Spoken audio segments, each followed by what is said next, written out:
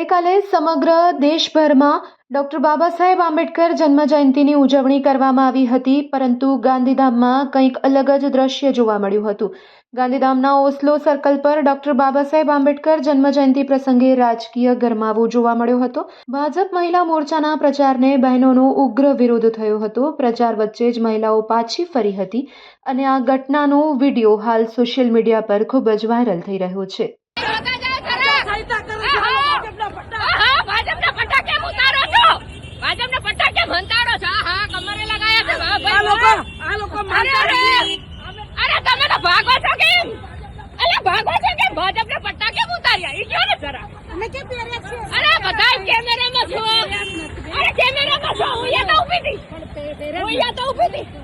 હવે કેમ બ્લાઉઝ માં હંતાડવા પડ્યા?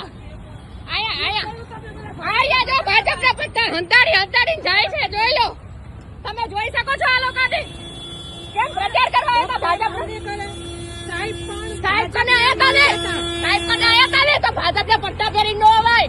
આ દિલમાં લાગણી હોય છે આંબેડકરની હતી, આંબેડકરની લાગણી હતી જરા ખાલી પ્રચાર કરવા ધોઈડા આમ જો આ જો ભાજપનો પટ્ટો જો કરી લીધો પ્રચાર થઈ ગયો, અને એવું હશે તેમ થઈ ગયો પ્રચાર।